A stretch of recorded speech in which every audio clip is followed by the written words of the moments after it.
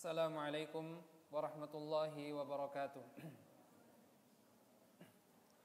Alhamdulillah, alhamdulillahi rabbil alamin, wal aqibatu lil muttaqin, fala udwana illa 'alal zalimin.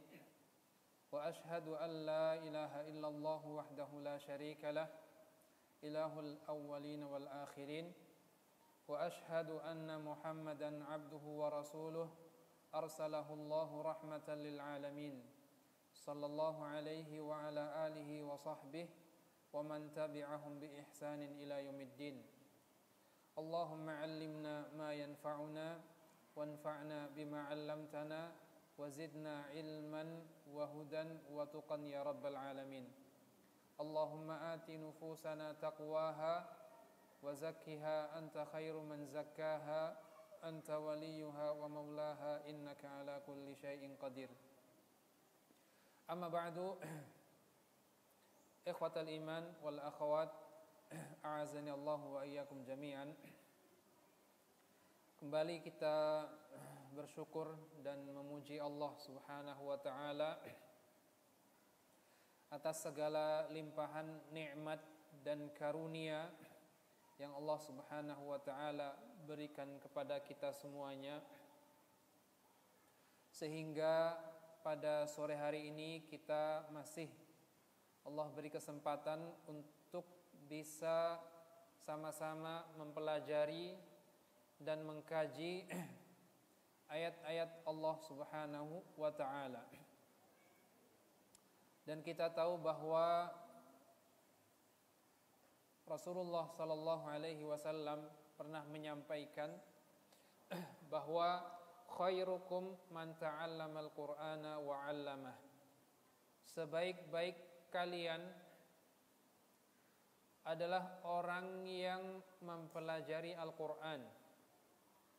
Baik itu mempelajari cara membacanya, bagaimana membaca Al-Qur'an dengan baik, atau juga termasuk di dalamnya orang yang mempelajari tafsir makna dari Al-Quran itu sendiri. Wa'allamah, dan sebaik-baik kalian adalah orang yang mengajarkan Al-Quran. Oleh karenanya kita memohon kepada Allah Subhanahu wa taala, semoga Allah jadikan kita semuanya termasuk dari mereka-mereka yang Rasulullah sallallahu alaihi wasallam sabdakan tadi. Ada seorang ulama, demi ingin mendapatkan kemuliaan dari hadis tersebut, beliau bersabar mengajar Al-Qur'an di satu masjid yang ada di kota Kufah, kurang lebih hampir selama 40 tahun. Hampir 40 tahun. Jadi beliau duduk di masjid tersebut, menerima orang yang ingin belajar Al-Quran sama beliau hampir selama kurang lebih 40 tahun. Jadi hadis itu menjadi dorongan dan motivasi bagi beliau untuk bersabar mengajarkan Al-Quran kepada umat manusia.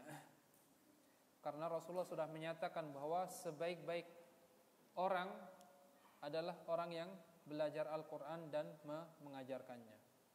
Nah, ikhwatal iman wal akhawat, a'azanallahu wa iyyakum jami'an. Pada sore hari ini kita akan lanjutkan kajian kita, yaitu tafsir surat Ad-Duha. Allah Subhanahu wa taala berfirman, Bismillahirrahmanirrahim, Wad-duha wal-laili idza saja. Dan demi waktu duha. Waktu duha itu permulaan waktu siang, ketika matahari sudah beranjak tinggi. Wal-laili idza saja. Dan Allah Subhanahu wa taala juga bersumpah dengan malam ketika kegelapannya sudah menutupi muka bumi. Jadi Waw di sini artinya adalah wawul qasam, yaitu waw untuk sumpah. Jadi sebagai maklumat saja, dalam bahasa Arab ini salah satu keunikan dan mungkin bagian dari keindahan bahasa Arab itu sendiri. Jadi dalam bahasa Arab terkadang satu huruf memiliki banyak fungsi. Satu huruf memiliki banyak fungsi. Jadi tidak bisa kita artikan bahwa waw itu artinya adalah dan misalkan, tidak. Jadi tergantung konteksnya, tergantung konteksnya. Makanya kalau kita belajar ilmu nahwu, bahasa Arab, kata dalam bahasa Arab dibagi menjadi 3. Ada isim, kata benda, kemudian ada fi'il, kata kerja, dan yang terakhir adalah harf. Huruf, sebagian ahli bahasa mengatakan bahwa huruf itu adalah kata yang tidak memiliki makna tersendiri.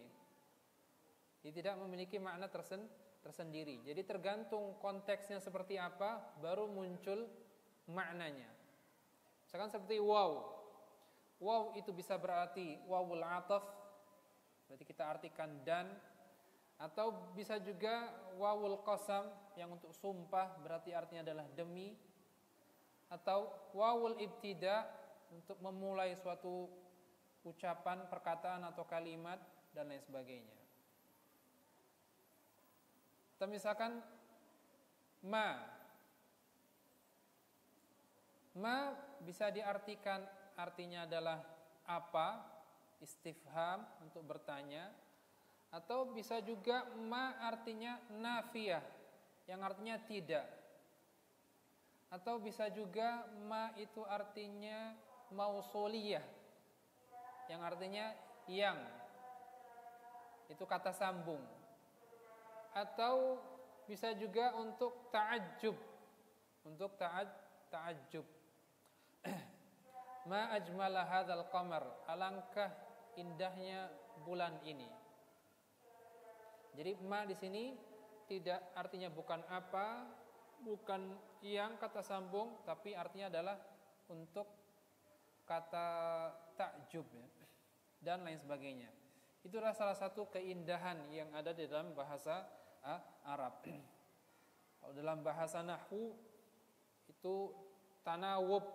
Jadi satu huruf kadang bisa saling menggantikan fungsi huruf yang lainnya.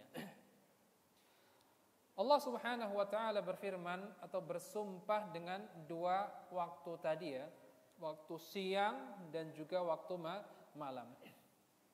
Dan kita tahu bahwa ketika Allah Subhanahu wa taala bersumpah dengan salah satu makhluknya, maka Allah ingin menjelaskan kepada kita keutamaan dari makhluk tersebut.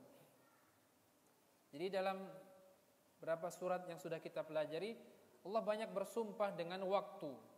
Ini menunjukkan kepada kita pentingnya bagi kita untuk memanfaatkan waktu. Karena waktu itu adalah usia kita sendiri.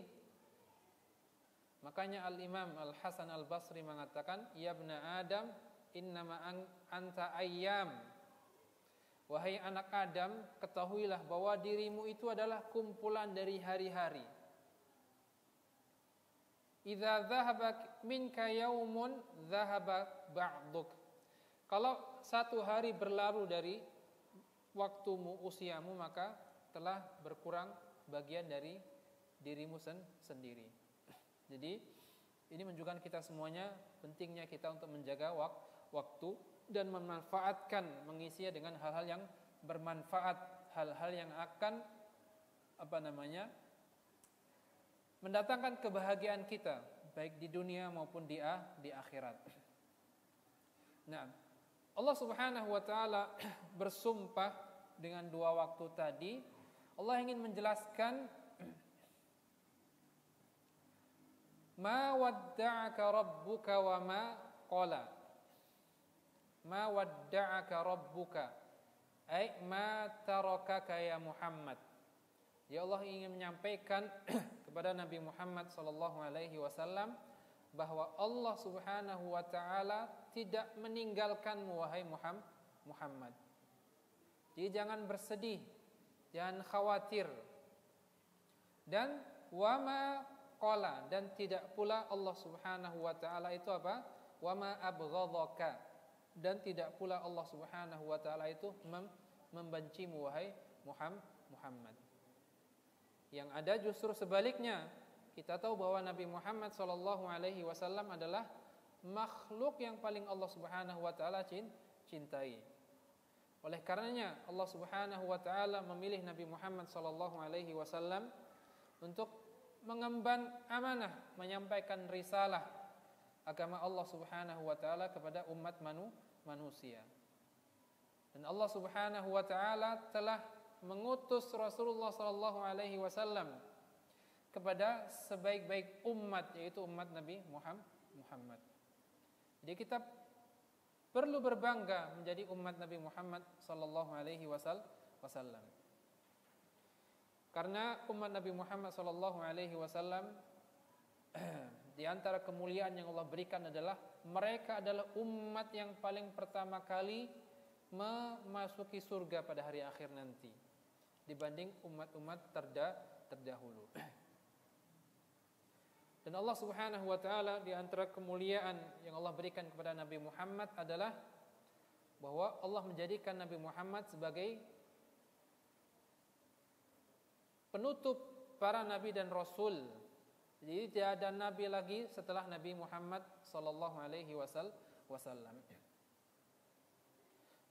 Jadi fama tarakahu Allah azza wa jalla bal ahatahu bi'ilmihi wa rahmatihi wa inayatihi wa ghairi dzalika mimma yaqtadhi rif'atahu fid dunya wal akhirah. Jadi Allah Subhanahu wa taala ingin menyampaikan bahwa Allah Subhanahu wa taala tidak meninggalkan Nabi Muhammad sallallahu alaihi wasallam. Justru yang ada sebaliknya. Allah mengawasi Nabi Muhammad sallallahu alaihi wasallam dan memberikan rahmat dan pertolongan serta pengawasan darinya. Yang itu semuanya menunjukkan kemuliaan dan kedudukan yang tinggi Nabi Muhammad sallallahu alaihi wasallam baik di dunia maupun di akhirat. Sebagaimana yang telah kita pelajari pada ayat sebelumnya dalam surat Al-Insyirah, wa rafa'na laka dzikrak, dan kami telah mengangkat derajatmu wahai Muhammad. Mengangkat namamu disebut ketika azan, namamu selalu disebut ketika salat 5 waktu, dan juga namamu selalu diingat ketika setiap orang melakukan suatu ibadah. Karena ibadah tidak akan bisa diterima secara sah oleh Allah Subhanahu wa taala apabila tidak memenuhi unsur ittiba', yaitu mengikuti sunnah Rasulullah sallallahu alaihi wasallam. Kemudian Allah Subhanahu wa taala berfirman, walal akhiratu khairun laka minal ula. Walal akhiratu khairun laka minal ula. Dan akhirat, kehidupan akhirat dan kenikmatan yang ada di akhirat tentu lebih baik daripada al-ula. Jadi akhir dan ula. Ula itu adalah yang pertama. Tapi yang maksud di sini adalah kehidupan di dunia. Ya Allah menyampaikan bahwa kehidupan akhirat itu lebih baik, lebih utama, dan juga kenikmatan-kenikmatan yang ada di dalamnya. Ini merupakan suatu nasihat buat kita semuanya untuk lebih banyak kita menyiapkan bekal untuk menyambut kehidupan kita di akhirat nanti. Ini selaras dengan apa yang telah kita pelajari pada pertemuan sebelumnya. Wa idza faraghta fansab wa ila rabbika farghab.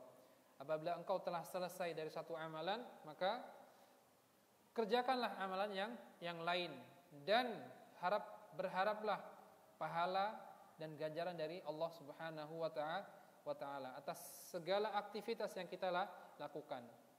Jadi kita bisa meniatkan semua apa yang kita lakukan untuk mendapatkan pahala dan ridha dari Allah Subhanahu wa taala. Walal akhiratu khairun laka minal ula. Dan kehidupan akhir itu atau akhirat itu lebih baik daripada kehidupan di dunia. Dan kita tahu bahwa kenikmatan surga ma la 'ainun ra'at wala udhunun sami'at wala khatara ala qalbi bashar. Kenikmatan yang ada di surga di hari akhir nanti adalah kenikmatan yang tidak pernah dilihat oleh mata manusia. Kita sering melihat tontonan-tontonan yang menampakkan atau menampilkan kemewahan dan kenikmatan hidup di dunia. Mulai dari rumah yang mewah, makanan yang lezat, dan lain sebagainya. Nah, kehidupan akhirat adalah lebih dari itu semuanya. Nikmat yang tidak pernah dilihat oleh mata manusia dan tidak pernah pula didengar oleh telinga manusia. Bahkan tidak pernah terbesit sekalipun dalam benak dan pikiran manusia. Jadi imajinasi sehebat apapun seseorang tidak bisa menangkap, menggambarkan bagaimana kenikmatan atau kehidupan di surga nanti. Bahkan Rasulullah sallallahu alaihi wasallam pernah menyatakan, "Wa mawdhi'u sauti ahadina fil jannah khairun minad dunya wa ma fiha." Jadi tempat saut itu adalah apa namanya? Cambuk ya. Tempat cambuk kita, seseorang di antara kita di surga nanti itu khairun minad dunya wa ma fiha. Lebih baik daripada dunia dan seisinya. Di istana semewah apapun, harta sebanyak apapun, makanan selezat apapun, tidak lebih bagus daripada tempat cambuk tadi. Nas'alullah ta'ala an yudkhilana al-jannah. Amin ya rabbal alamin. Nah, ikhwatal iman, al-akhwat, a'azani Allah wa iyyakum jami'an. Rasulullah sallallahu alaihi wasallam menjelang wafatnya menyampaikan sebuah hadis, inna 'abdan min ibadillahi khayyarahu Allahu baina an ya'isha fid dunya ma syaa Allahu an ya'ish wa baina ma 'indahu fakhtara ma 'indah.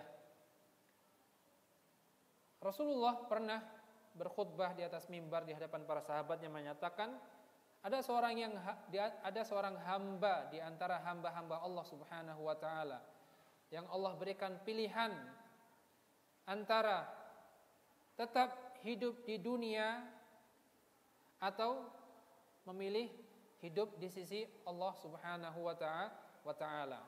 Maka apa dia akan pilih? Fakhtara ma indah. Lalu dia memilih apa yang di sisi Allah Subhanahu wa taala. Karena yang di sisi Allah adalah lebih baik tadi ya, walal akhiratu khairun minal ula. Mendengar hadis ini, sahabat Abu Bakar As-Siddiq radhiyallahu anhu menangis sejadi-jadinya. Kemudian para sahabat yang lain heran, kenapa Abu Bakar menangis seperti itu? Padahal bagi mereka hadis Nabi itu ya seperti hadis-hadis yang lain, tidak terlalu tidak mengandung unsur kesedihan. Kenapa harus bersedih dan kenapa harus menangis? Ternyata Abu Bakar As-Siddiq radhiyallahu an memahami bahwa hamba yang Allah berikan pilihan untuk memilih itu adalah Nabi Muhammad sallallahu alaihi wasallam. Ini menunjukkan bahwa ajal Nabi Muhammad sallallahu alaihi wasallam telah dekat. Ya, Nabi Muhammad sallallahu alaihi wasallam sebentar lagi akan meninggal.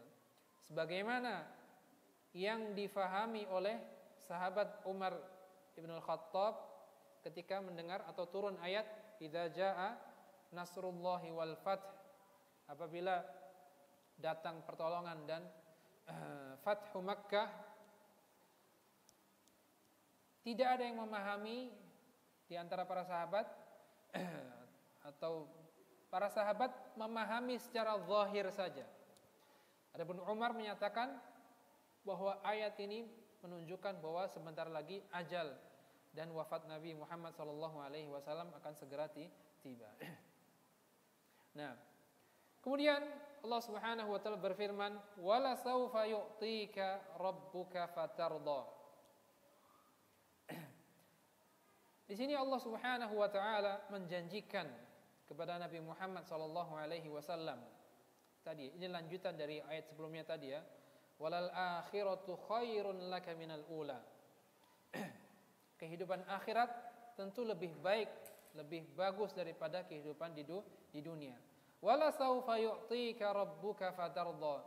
Dan sungguh pasti Allah Subhanahu wa taala akan memberikan kepadamu, atau Rabbmu akan memberikan kepadamu apa-apa yang membuatmu ridha dan puas, senang dengan pemberian tersebut.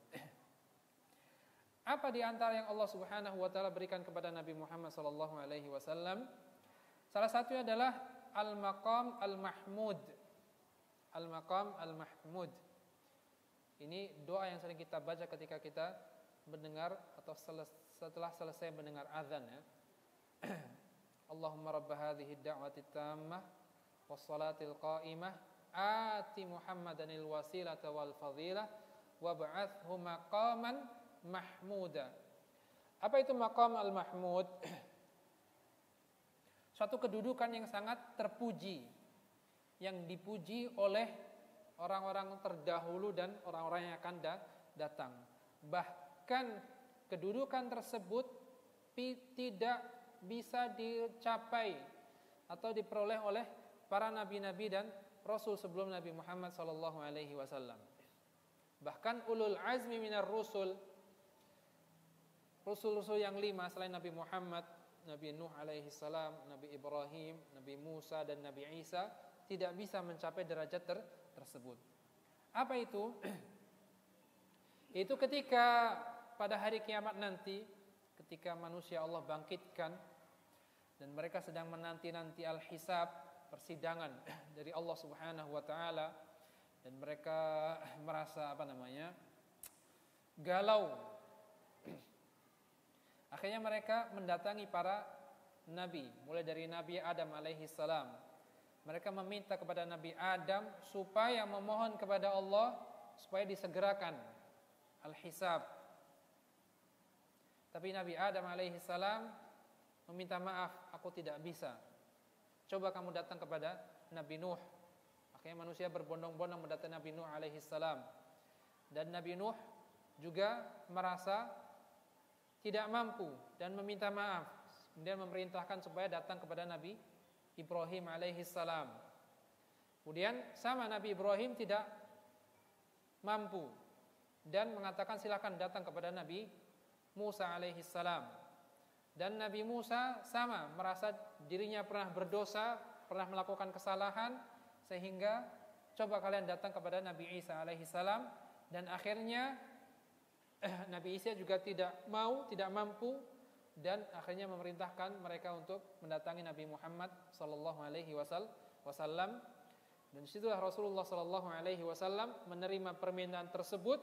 Kemudian Nabi bersujud dan berdoa kepada Allah Subhanahu wa taala sampai Allah perintahkan Nabi Muhammad untuk mengangkat kepalanya, dan permintaan syafaat Nabi Muhammad sallallahu alaihi wasallam diterima dan dikabulkan oleh Allah Subhanahu wa taala. Ya Muhammad, irfa' ra'sak wasal tu'ta washfa' tushaffa. Wahai Muhammad, angkatlah kepalamu, mintalah engkau akan diberikan, dan mintalah syafaat, niscaya engkau akan diberikan. Itulah yang disebut dengan al-maqam al-mahmud atau asy-syafa'atul uzma, yaitu syafaat yang paling besar, yang paling agung, yang hanya bisa diberikan oleh Rasulullah sallallahu alaihi wasallam. Jadi syafaat ikhwatal iman wal akhwat paling tidak terbagi menjadi 3. Syafaat yang pertama itu tadi syafaat supaya Allah menyegerakan al-hisab, dan itu hanya bisa diberikan oleh Rasulullah sallallahu alaihi wasallam. Kemudian syafaat yang kedua adalah syafaat untuk supaya dibukakan pintu surga. Jadi ketika manusia sudah melakukan rangkaian hisab dan lain sebagainya, menyeberangi jembatan dan berhenti di depan pintu surga, mereka tidak serta-merta bisa langsung masuk ke dalam surga. Jika mereka menanti, dan yang bisa membukakan pintu tersebut dan meminta izin kepada Allah Subhanahu wa taala dan Nabi Muhammad sallallahu alaihi wasallam. Adapun syafaat yang ketiga, syafaat supaya orang dinaikkan derajatnya di surga, atau syafaat seorang yang aslinya berhak masuk neraka tapi dengan syafaat tersebut dia dikeluarkan, tidak jadi masuk neraka. Itu adalah syafaat yang umum, tidak hanya Rasulullah atau tidak khusus Rasulullah sallallahu alaihi wasallam saja. Anak yang soleh bisa memberikan syafaat kepada orang tuanya. Orang yang meninggal fi sabilillah, mati syahid di jalan Allah Subhanahu wa taala, bisa memberikan syafaat kepada keluarganya. Makanya pentingnya kita sebagai anak yang memiliki orang tua, baik yang masih hidup atau tidak, kita dianjurkan untuk banyak mendoakan mereka, meminta ampunan kepada Allah Subhanahu wa taala untuk mereka. Karena Rasulullah sallallahu alaihi wasallam menyampaikan dalam sebuah hadis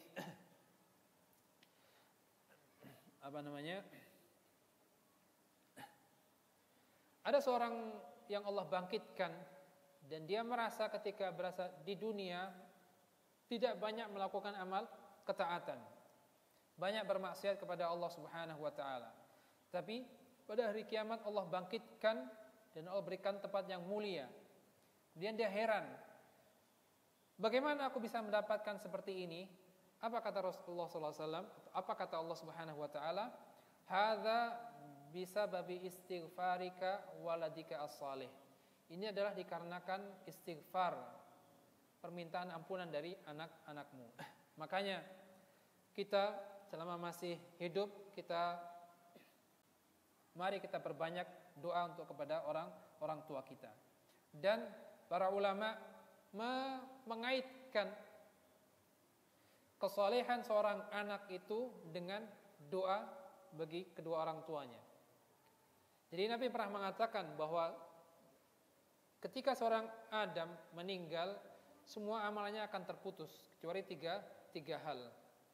Shadaqatun jariyah, sedekah jariyah, atau ilmun yuntafa'u bih, atau ilmu yang bermanfaat yang diamalkan, yang diajarkan. Aw waladun salihun yad'ulah, atau anak soleh yang mendoakan dia.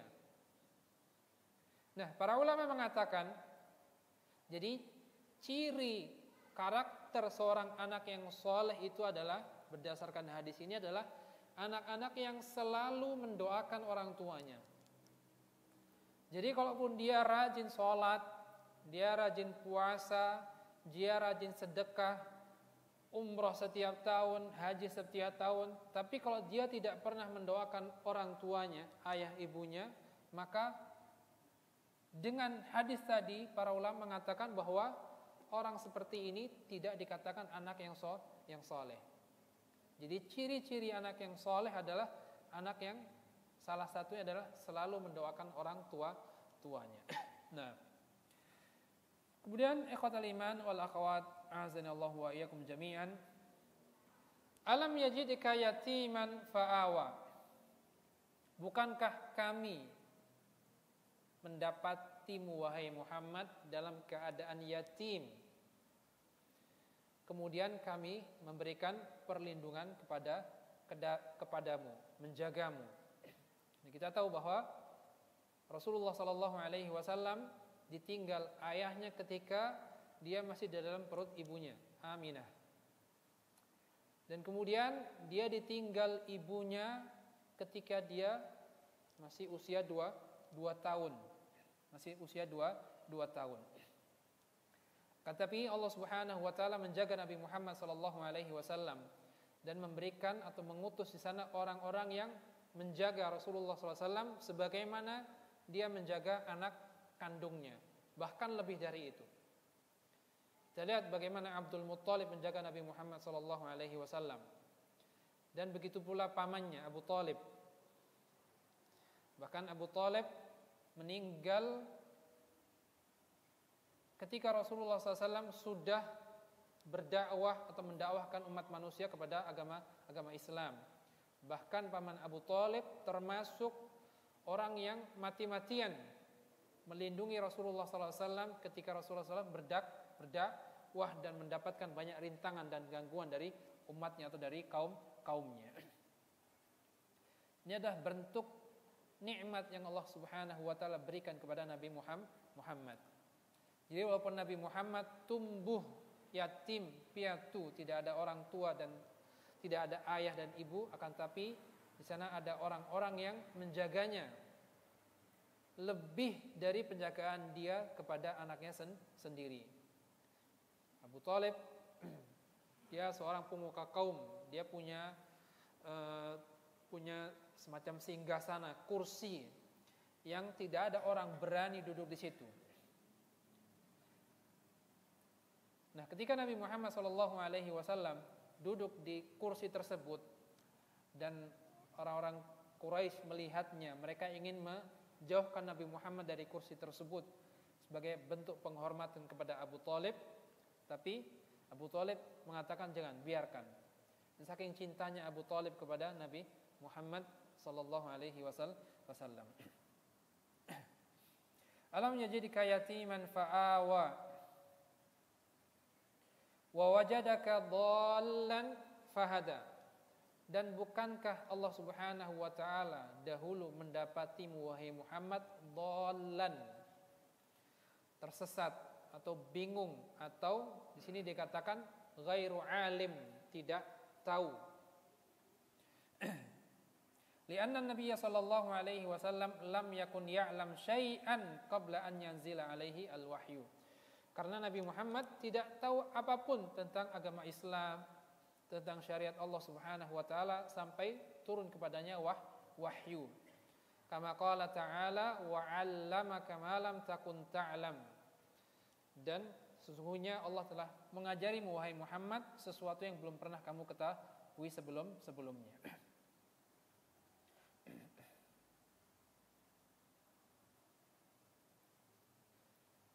Jadi wa wajadaka dhallan fahada, dan Allah mendapatimu wahai Muhammad dalam keadaan tidak tahu, kemudian Allah lah yang memberikanmu petunjuk dan wahyu, ilmu dan lain sebagainya. Bahkan tidak hanya itu saja, fahuwa qad hadallahu alaihi salatu wassalam wa hadallahu bihi. Jadi tidak hanya Rasulullah sallallahu alaihi wasallam saja yang mendapatkan hidayah dan petunjuk dari Allah Subhanahu wa taala, bahkan dengan Rasulullah sallallahu alaihi wasallam Allah memberikan petunjuk kepada orang lain, yaitu kepada umatnya. Fahuwa hadin mahdiyun alaihi assalatu wassalam. Jadi Rasulullah adalah orang yang mendapatkan petunjuk sekaligus orang yang memberikan petunjuk kepada orang lain. Maka kita di antara doa yang sering kita panjatkan adalah Allahumma ja'alna hudatan muhtadin ghaira dhallina wala mudhillin.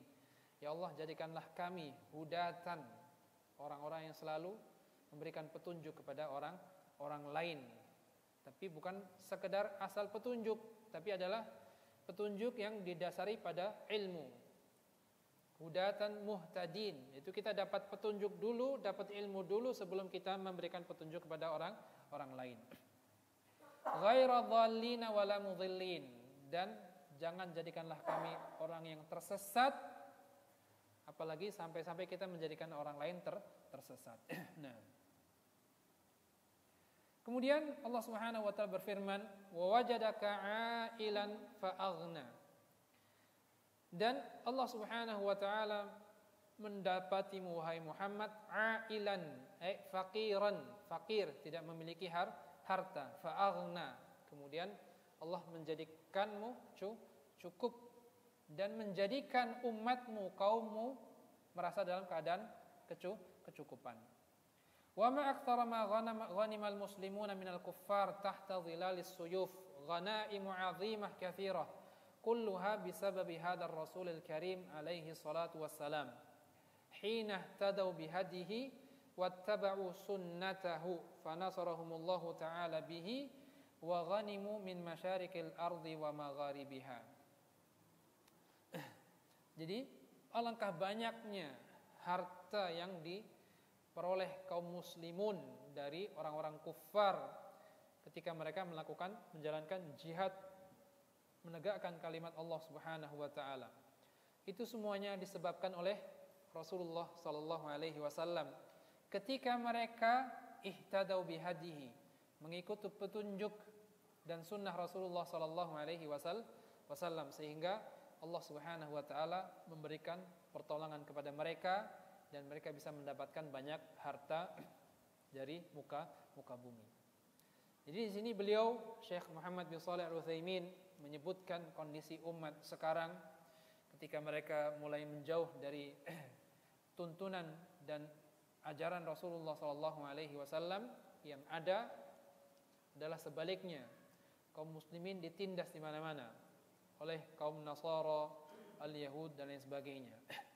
Ini semuanya adalah sebab dari tadi. Ketika kaum muslimin mulai menjauhi petunjuk-petunjuk dan tuntunan Rasulullah sallallahu alaihi wasallam.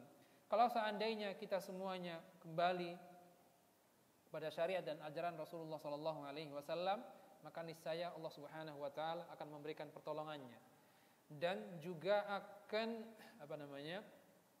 memberikan rezeki yang melimpah kepada umat manusia. Walau anna ahlal qura amanu wattaqau lafatahna alaihim barakatin minas sama'i wal ard walakin kadzdzabu. Kalau seandainya suatu penduduk negeri itu mereka bertakwa kepada Allah Subhanahu wa taala dengan sebenarnya takwa, lafatahna alaihim barakatin minas sama', niscaya akan kami bukakan keberkahan rezeki dari langit maupun dari dalam perut bumi. Walakin kadzdzabu, akan tapi mereka mendustakan ayat-ayat Allah Subhanahu wa taala dan mendustakan Rasulullah sallallahu alaihi wasallam. Akan tapi ikhwatal iman wal akhwat azanallahu wa iyyakum jami'an.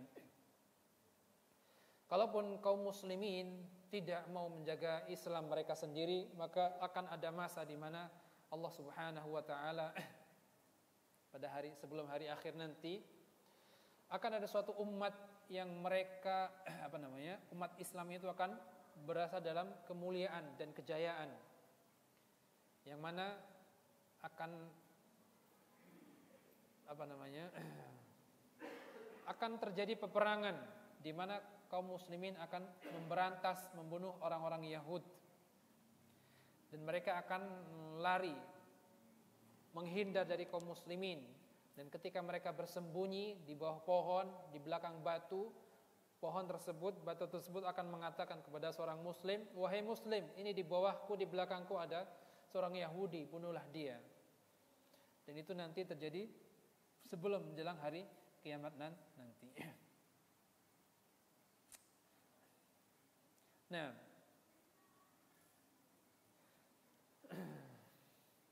fal-Islamu wahdahu huwal kafilu bi'izzatil ummah, lakin tahtaju ila qiyadatin hakimah wa tata'anna fil umur wa la tasta'jil. Jadi Islam itu adalah jaminan untuk kejayaan umat manusia.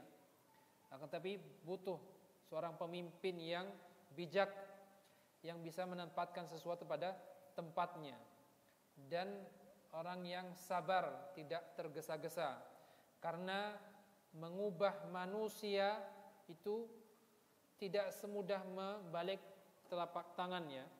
Baina asyiyatin wa duhaha. Jangan kita berharap ingin mengubah orang lain dalam waktu satu malam. Wa man arada dzalika faqad arada an yughayyirallaha sunnatah. Wallahu subhanahu wa ta'ala la yughayyiru sunnatah. Dan orang yang ingin melakukan perubahan dalam waktu singkat itu sama saja orang ingin mengubah sunnatullah. Karena sunnatullah itu butuh proses.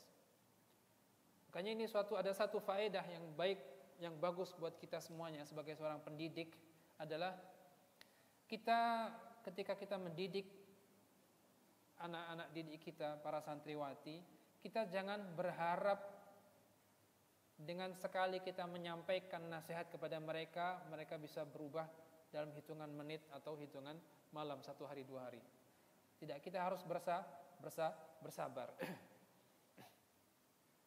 Li'anna an-nata'ija qad la tatabayyanu fi syahrin aw syahrain aw sanah aw sanatain. Karena hasilnya dari usaha kita belum tentu bisa terlihat dalam waktu 1 bulan, 2 bulan, 1 tahun, 2 tahun. Tetapi orang yang berakal adalah orang yang bisa bersabar dan tetap menjalankan proses tersebut. Sebagaimana Rasulullah SAW berdakwah di kota Makkah, berdakwah selama 13 tahun, dan Allah belum memberikan pertolongan yang besar secara jelas kepada Rasulullah SAW. Padahal kita tahu bagaimana perjuangan dan kesungguhan Rasulullah SAW untuk menyebarkan syariat agama Islam.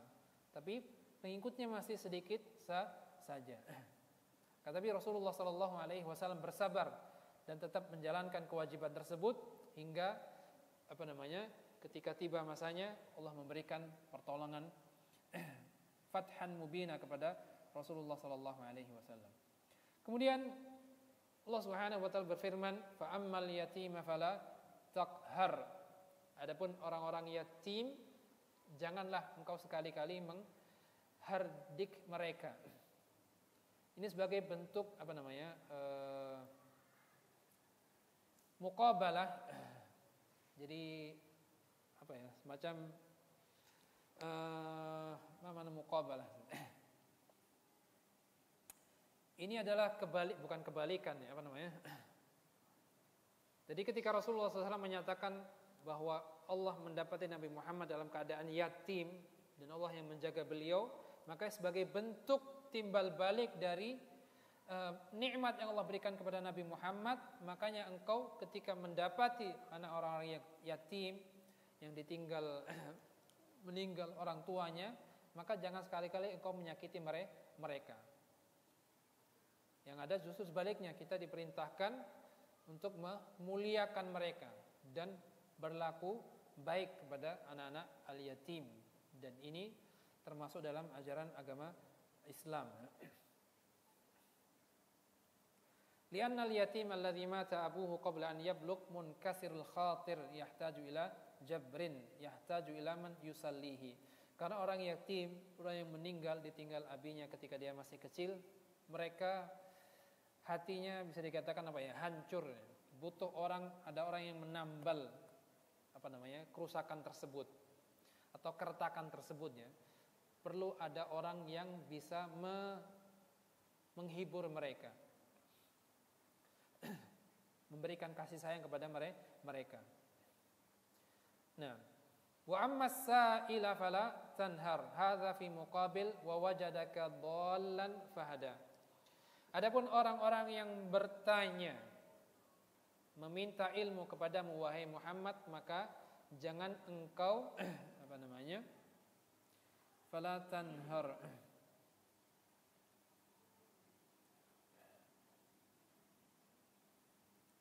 jangan engkau hardik ya.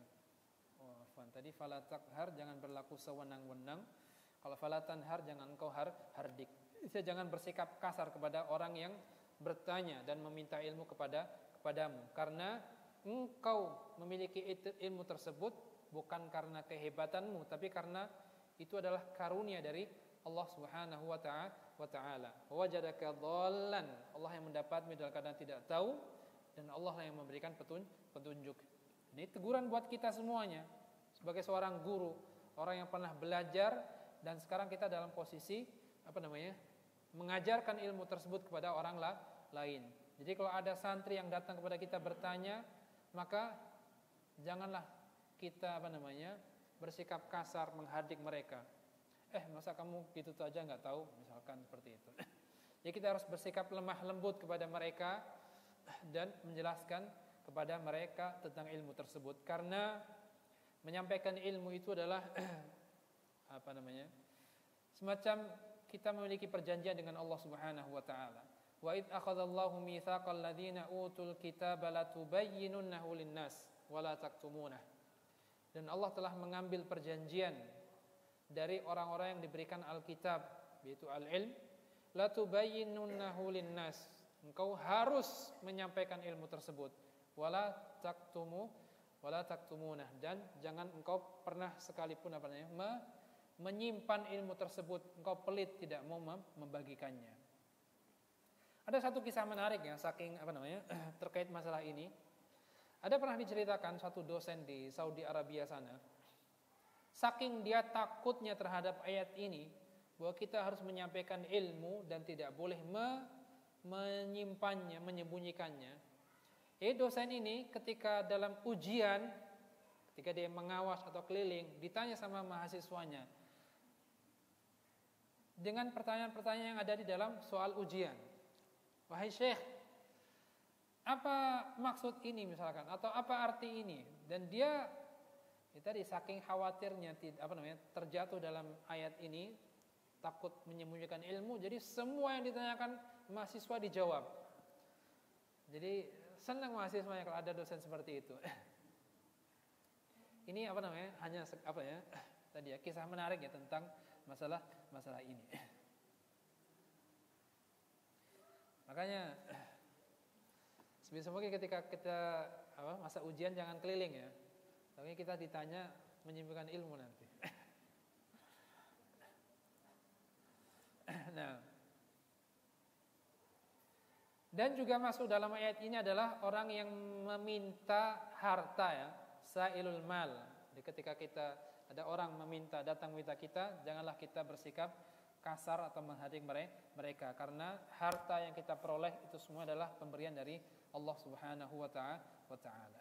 Nah, kemudian yang terakhir, ikhwatal iman wal akhwat, Allah Subhanahu wa taala berfirman, wa amma bi ni'mati rabbika fahaddits. Adapun dengan nikmat Allah Subhanahu wa taala, maka ungkapkanlah atau ceritakanlah. Jadi Rasulullah SAW Allah perintahkan ketika Allah sudah memberikan nikmat kepada Rasulullah SAW berupa alam yajidka yatiman fa'awa wa wajadaka dhallan fahada wa wajadaka a'ilan fa'aghna, itu semuanya ungkapkanlah dan sampaikanlah kepada orang lain. Qul kuntu yatiman fa'awani Allah, kuntu dhallan fahadani Allah, kuntu a'ilan fa'aghnani Allah. Aku dulu yatim, kemudian Allah menjagaku, melindungiku. Dahulu aku tidak tahu, kemudian Allah berikan petunjuk, berikan ilmu. Dahulu aku miskin, fakir, kemudian Allah memberikanku kecukupan. Tapi lakin tahaddats biha izharan lin ni'mah wa syukran lil mun'im laftikharan biha 'alal khalqi. Tapi perlu diperhatikan ketika kita menyampaikan nikmat tersebut kepada orang lain, niatnya bukan karena kita ingin berbangga, merasa lebih hebat daripada orang lain, tidak. Jadi tujuannya adalah kita ingin mensyukuri nikmat tersebut kepada Allah Subhanahu wa taala. Bukan karena kita ingin berbangga, kita merasa hebat, lebih jago, lebih pintar, lebih banyak hartanya dan lain sebagainya, tidak. Jadi kita menyampaikan tersebut sebagai bentuk rasa syukur kita kepada Allah Subhanahu wa taala. Dan sebelum kita akhiri kajian kita pada sore hari ini terkait masalah at-tahadduts bin ni'mah ini, ada beberapa catatan. Yang pertama adalah boleh kita mengungkapkan berbagi kebahagiaan kita yang Allah berikan kepada kita kepada orang lain, tapi harus diperhatikan kepada siapa kita berbicara. Kepada siapa kita berbicara. Jadi kita harus bisa memilah-milih teman yang kita bagi kepadanya cerita tersebut. Karena kita tidak tahu, mungkin di sana ada orang-orang yang tidak suka dengan kita, membenci kita, hasad dengan kita. Dan ketika kita berbagi kenikmatan tersebut, yang ada muncul sikap hasad tadi. Dia tidak suka dan mungkin dia berupaya untuk supaya nikmat tersebut hilang dari kita. Makanya Nabi Yakub alaihi salam ketika Nabi Yusuf bercerita, dia melihat ada matahari dan bulan serta 11 bintang sujud kepada dia. Nabi Yakub tidak mengatakan artinya apa. Dia cuma bilang, la taqsus ru'yaka ala ikhwatika fayakidu laka kaida. Jangan engkau ceritakan mimpimu ini kepada saudara-saudaramu. Fayakidu laka kaida. Takutnya mereka kalau engkau ceritakan, mereka akan berbuat tipu daya dan makar, akan mencelakakanmu wahai Yusuf. Karena Nabi Yusuf tahu maksud dari mimpi tadi, bahwa suatu saat Nabi Yusuf akan menjadi orang yang besar dan orang tuanya dan adik-adiknya akan tunduk rendah kepada dia. Nah, jadi ini poin penting terkait masalah at-tahadduts bin ni'mah tadi ya. Jadi kita boleh tahadduts bin ni'mah, tapi tidak dalam rangka ingin berbangga kepada orang lain, dan kemudian kita juga harus bisa memilah-milih kepada siapa kita berbagi cerita tersebut, karena kita takut ada orang yang tidak suka dan hasad dengan kita apabila kita menceritakan kenikmatan tersebut kepadanya. Nah, ini saja yang bisa kita sampaikan pada kajian sore hari ini. Barangkali ada yang ingin bertanya sebelum kita tutup.